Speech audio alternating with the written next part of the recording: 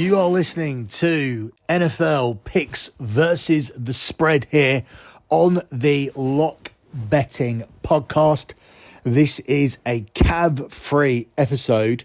Now, we weren't going to do an episode this week. This was going to be a week where I just dropped the locks for the people on the six-pack, but I've had so many requests for the show, which was a surprise given that we don't really have too much interaction with people on social media for the NFL, and we don't have a whole load of people on our six-pack over on Patreon. So if you do want to get involved, head over to patreon.com/NFL six-pack. That's the number 6 to get our 6 best picks of the week. Last week, I posted bonus picks again and went 4-1 again. I accidentally just made 3 individual picks, and I made a bonus pick for the Kansas City game, lost the total, but ended up winning the spread, and then won my 2 other picks. So I gave a bonus pick anyway, so I intended to give 4. But then I forgot to make my teaser lock from the show one of the picks. So you ended up getting my teaser lock for free. That was one winner. I ended up going 2-1 on the six-pack, and then ended up hitting the bonus play on Kansas City Chiefs -3. So a 4-1 week again for me, which makes me 8-2 on the six-pack, where you should have got 6 picks, but instead you got 10. And I've gone 8-2 with those 2 picks. So you're definitely getting your money's worth over there. But if you want to get my picks for all sports, head over to lockbetting.com, where I have 124 months in a row of transparent track profit. If you want to see a spreadsheet, you can see all the spreadsheets at lockbetting.com. If you want to see the spreadsheet from the previous month, it's nice and easy. It's the pin tweet on the Twitter account at lockbettingx. It was a monster month, the month of September, 124 months in a row. And also, we landed £2,750 of profit. So over 27 units, smashed our US Open futures, we're smashing the soccer season. The start of the soccer season is going very, very well. Had a very, very good international week as well so far, and a 3-0 start to the NFL for the month of September. We've now had 4 winning weeks out of 5 over on Lock Betting, and we're going for 5 out of 6 this weekend. And we'll be hoping for a winner in the London game as the Baltimore Ravens and the Tennessee Titans come to town. Baltimore are the 4.5 point favourites, and the Tennessee Titans are getting 4.5 points as we record this show. It is moving in some places. It will be 5, I reckon, by the time you listen to this. But I'm happy to take the Ravens anything under a touchdown, because I'm just not happy with the way Tennessee have prepared for this game. And I very much think that the Ravens have singled this game out as a game that they want to win. Now, last time the Ravens came to England, it was an embarrassment. It's the 2nd worst defeat in their history. And they obviously knew about that. It's the same coach, different quarterback, different team, but the same coach. And they seemingly circled this spot and prepared for it properly. And the way they've prepared makes it a must-win game. Sending your food across that you want to eat weeks ahead of time, getting here on Monday, securing Tottenham Hotspur's high-tech training ground, knowing that Tottenham aren't going to be using it because there's an international break this week with England playing. So you took advantage of that situation. Staying at Hanbury Manor, a private hotel, a country club where the Jags trained on the 10th hole. The Baltimore Ravens just stayed there and had the whole hotel. No guests were able to get in. And then they took a bus down to Tottenham's training ground, 20 minutes every single day, and trained with high-tech facilities, high-tech sports science, got used to the conditions since Monday, whilst the Tennessee Titans, they rocked up into London at 10 o'clock on Friday, drove to their hotel, went straight into a press conference, and then started practice. So they slept on a plane, landed, checked in, did a press conference, and then practiced. And then they did the same thing today, practiced today in the morning from first practice was from 10 till 1, and the second practice would have been from around about 4 till 6.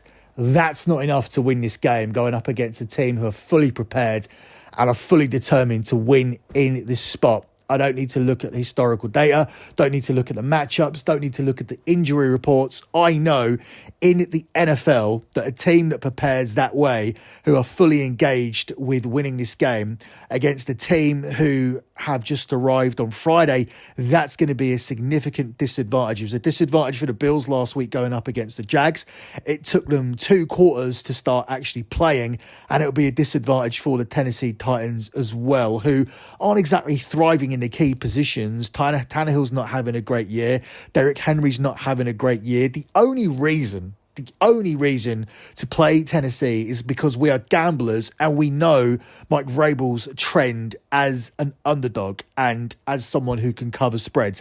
That's literally it. It would be a blind play for some people, but I think in this instance, you would actually have to be blind to play it given the situational differences between the way the teams are prepared. So I'm going to take the Ravens for the London game here, and I'm going to take them to cover 4.5 points in this one. Up next, to move on to the game between the Atlanta Falcons and the Washington Commanders, where the Falcons are laying 2.5 points and the Commanders are getting 2.5 points, obviously.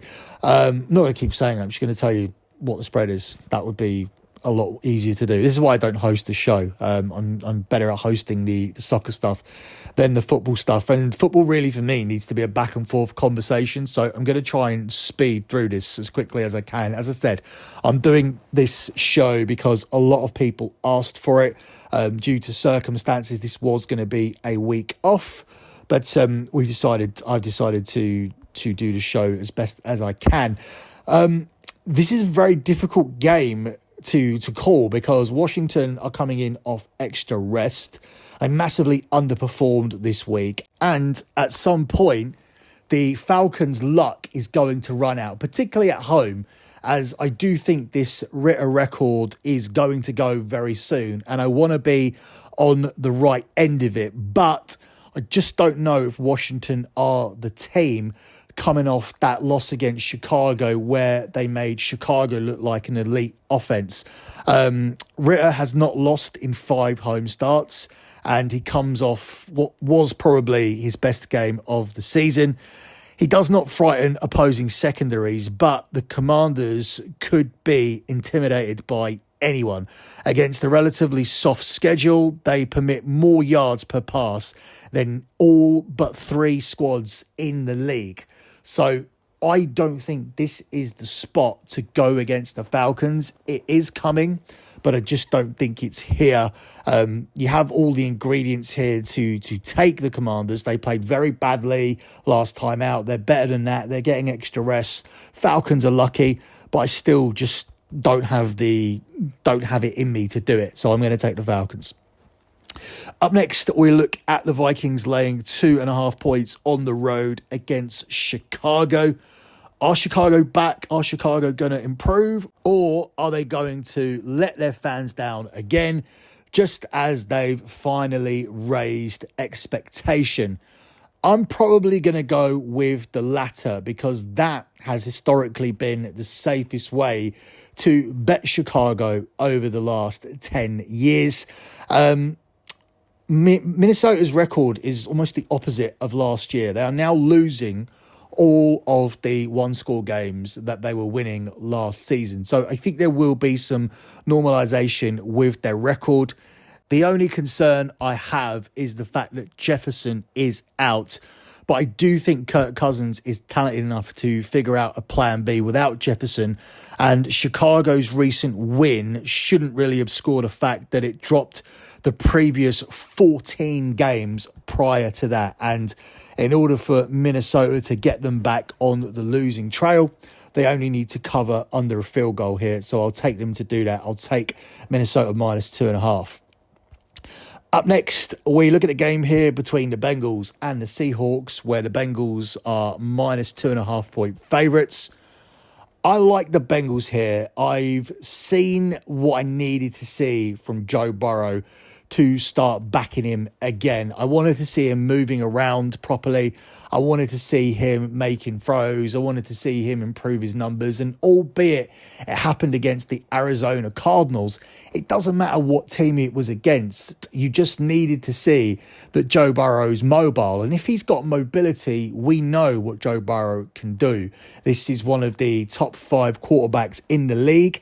And I don't think there's a player who's more important to his team than the Bengals. I would even argue he's more important than Patrick Mahomes, because we've seen Kansas City rally together without Mahomes on the field, although he would be obviously a massively key part to their success, and it wouldn't be an ideal situation, and they probably wouldn't even make the playoffs if they didn't have Patrick Mahomes. But we've seen them in individual games turn up and rally without Mahomes. This Bengals team would be absolutely nothing without Joe Burrow. And with Joe Burrow back and looking healthy, this now looks like a team who could contend for the playoffs again. I think Seattle are overrated. I think this line would have been 5, maybe 5.5 at the start of the season. So you're getting Bengals at a cheap number here because there are still question marks over Burrow. For me, the questions were answered, and I'm going to take the Bengals to cover the -2.5 spread here in this one. Up next, we look at the Cleveland Browns hosting the 49ers. And with Deshaun Watson out, the number has now been decided. It is -9.5 points for the San Francisco 49ers. Still difficult to make this pick. I was happier when Deshaun Watson was playing because I still felt that the 49ers would win and cover a smaller number. Now he's not playing. It's gone up to 9.5 points. This defense is still very, very stubborn and very, very difficult to score on. But ultimately, when you have Walker at quarterback, that makes you unbackable. I didn't really even know this guy was still working in the NFL until I heard he was playing in this game. I can't back him. And in that case, I feel that the San Francisco 49ers may only need to score 20 points to cover the spread here in this game. That also leads me to the total, because I think the total of 36 could actually still go under, because I just don't see the Browns contributing much to this total.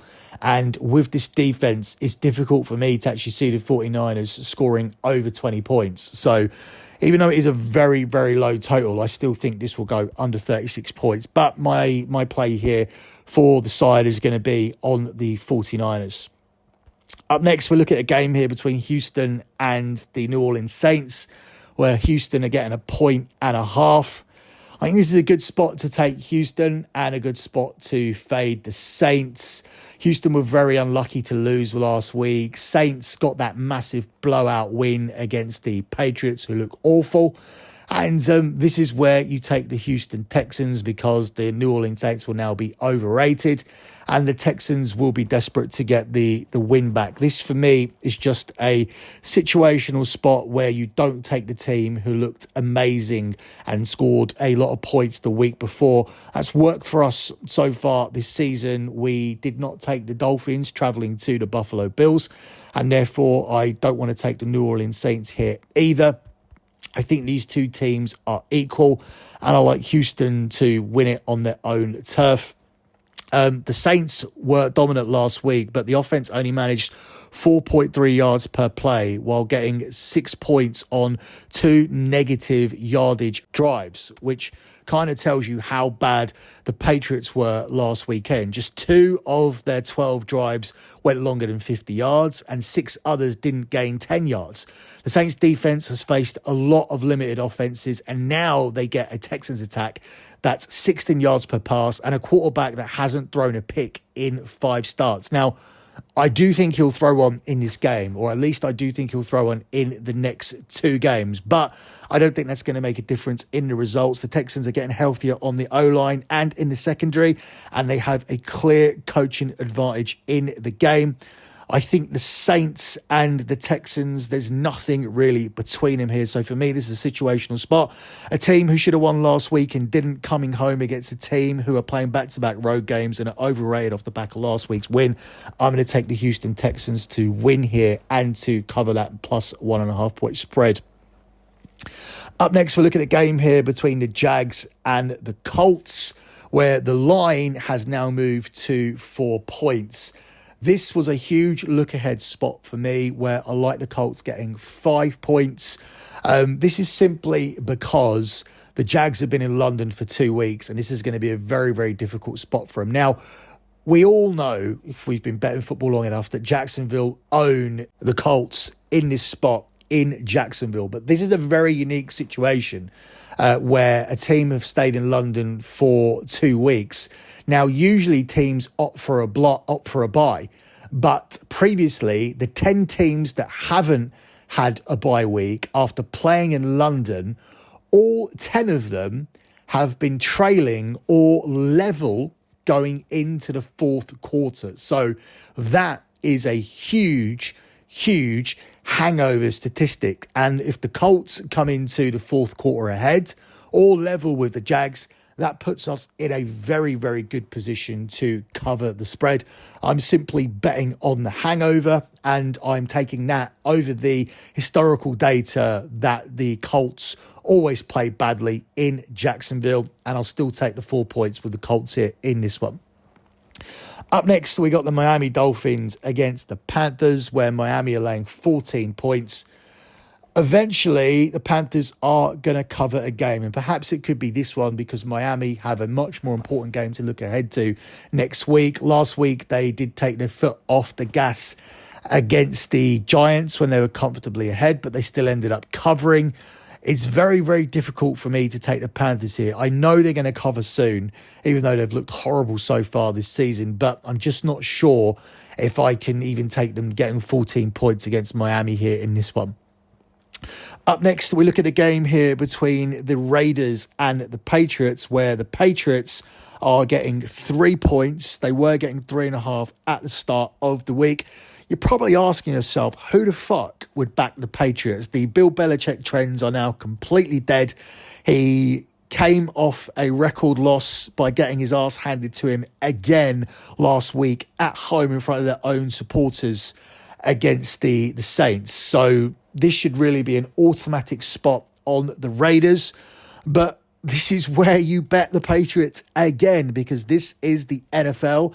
And I think this is where we will get our real answer. Are the Patriots done? Is the Bill Belichick era done? Or are they going to turn up here in this spot? The Raiders, of course, are overrated right now. They were very, very lucky to beat the Packers on Monday. Green Bay should have won that game. Love still has a lot of improvements to do. He's a quarterback who looks very good when he's running. He's a quarterback with a great arm, but he just has absolutely no vision at all. It takes him so long to see open receivers. Had he had better scanning, better scanners, better awareness, then the Packers would have won that game. So Raiders got away with a lucky one. And this is a spot where the Patriots simply have to turn up. Or for me, they're absolutely done for the season. But this is the spot where you just have to take the Patriots again. Bill Belichick has earned at least that due to the career he's had in this game. The Raiders, for their part, they haven't scored more than 18 points in a game. And I don't think they should be laying a full field goal here, even though the Patriots seem absolutely abysmal right now. New England should get 2 offensive linemen back this week, with Cole Strange and Michael Owenu coming back into the team. That will help Mac Jones and the running game. It's extremely hard, I understand, to back a team that's looked lifeless in the past 2 weeks. But this is a step down, and this is how you bet the NFL. New England allows 4.6 yards per play. That's the 5th fewest, and has played a murderous schedule so far, in my opinion. So New England are a professional football team that have been outscored 72-3 in their last 2 games. That is absolutely unacceptable, and it's due to that fact. That's why we back them here in this spot. It's a stupid rule. It probably doesn't make any sense, but historically, that has been a profitable thing to do from years and years and years and years of betting the sport. Obviously, it comes a time to just say a team are bad, a team are done. And for me, this is going to be the spot. I'm not going to abuse myself and suffer anymore with the Patriots if they don't cover the spread here this week. Up next, you've got the Rams at home to the Cardinals, where the Rams are laying under a touchdown, minus 6.5 points here. I think the Rams are just much better than the Cardinals. The Cardinals are a scrappy team who hang in there, but I think we've seen some quit potential in them. And I think if they fall behind here in this game, we could see the Rams really flexing their muscles and winning quite convincingly. So I think this is going to be the spot where the Cardinals start to move in the direction that many people expected at the start of the season. They've played very well to this point, and it surprised everyone. However, I would argue they've played well above their expectations, and now we are on a regression trajectory. We all saw what the Cardinals' offense looked like once James Conner was out of the game. We saw a capitulation, and last week we saw Cooper Kupp coming back. I think he's going to look even better this week and is going to be heavily involved in the game. And I like McVay off a loss here, and I think they will cover the spread and win this game relatively convincingly, with Matthew Stafford also having a big passing game in this one. Matthew Stafford should throw over 280 yards, which is his passing prop for this game. The Cardinals gave up 15 catches to Jamar Chase, even without a decent number 2 wide receiver taking the coverage away from him at times. Now I expect Cooper Kupp to have a bit of a feast, with Matt Stafford already having 3 300-yard games this season. This, for me, is likely to be his 4th en route to a convincing Rams win. Up next, we have the Jets taking on the Philadelphia Eagles, where the Eagles are minus 6.5 point favourites here in New York. Without really ever looking good, the Eagles are continuing to win and are continuing to cover spreads. So I just don't see any reason to take the Jets here. I'm going to just stick with the Eagles.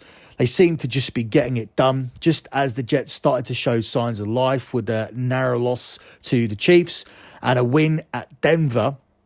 They have been hit with a barrage of injuries coming into this game, which is going to make it even easier for the unbeaten Eagles to cover once again. They are unbeaten straight up, with wins by 11-9 in their past 3 games. The Jets might be able to keep it close at the start, but ultimately I see the Eagles running away with it. It's bad timing to have these injuries, and I think without a consistent run game versus this Eagles front, it will put all the onus on Zach Wilson and that receiving core, which subsequently opens up Wilson to the Eagles' pass rush, and that makes this a bad matchup for the Jets. This is another week where the Eagles win and another week where the Eagles cover. Up next, we move on to the game between Tampa Bay Buccaneers and Detroit, where Detroit are laying 3 points in Tampa. I'm happy now to take Detroit to win the NFC North comfortably. I'm now comfortable with saying that Detroit are a good team. And if Detroit are a good team, I think they should be able to win by more than 3 points in Tampa Bay. I think this Tampa Bay team may be a little bit overrated based on the start they've made to the season. Put the Lions in another uniform that isn't Detroit, and this line is a lot bigger, because I think, like myself, a lot of people are hesitant to buy Detroit as an elite team, but they're not only dominant offensively, they're now dominant on both sides of the ball. The Bucs are a bit overrated, in my opinion, at the moment. They're a bit of a paper tiger. They don't have any big significant win, but they got blown out by the one good team that they did play this season, which was Philly. I think Detroit come here and roll as well, and I'm happy to take them to cover the 3 point spread here in this one. Up next, we look at the game between the Buffalo Bills and the New York Giants, where the Giants are now getting 15 points against the Bills in Buffalo. I think the Giants can cover here. The Bills are a team who are coming back from London and who are not on a bye week. So it's the same reasoning for taking the Colts, for taking New York here, but you're getting 15 points instead. Barkley returns to the team. He's the main offensive weapon for the Giants. This is a New York derby, if you will, so there's extra motivation there. And the Bills suffered a lot of injuries from their trip to London, so that was a bit of a nightmare trip. They lost the game, and now they'll have a hangover coming into this game as well. Ultimately, I do think the Bills will still win, but given the historical data against teams who did not take a bye week, and we mentioned it earlier, all of them have been losing or level going into the fourth quarter. We will take the Giants here because the Bills aren't going to cover if they're level or trailing going into the fourth quarter, if that piece of historical data holds up. And even if it doesn't, I think the Giants have to hang in here. They do need a decent performance. They're getting Saquon Barkley back. That's a key weapon for them. And as we mentioned, the Bills have significant injuries coming off that trip to London. So we'll take the 15 points here with the Giants.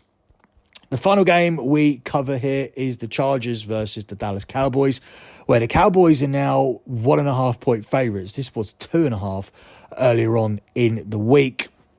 The Cowboys are an odd team at the moment because we simply don't know if they're at the level that they need to be. They're 3-2 on paper, and all of those 3 wins were blowouts, but they came against the Jets and the Giants and the Patriots. Teams that have combined tally of 4 wins and 11 defeats this season. So we don't know who the Dallas Cowboys are, but I still don't think that 1.5 points is the right number here because there is no home field here. And last time I checked, the Cowboys are the most supported team, not only in America, but in the world. So what do you think the ratio is going to be in this stadium in LA? That's going to be 75% Cowboy fans at a minimum. So for that reason, or not just that reason, but for that reason, I'm going to take the Cowboys. It's for that reason I'm going to negate home advantage and just call this a neutral field. And are the Cowboys 1.5 points better than the Chargers on a neutral field? I would say yes.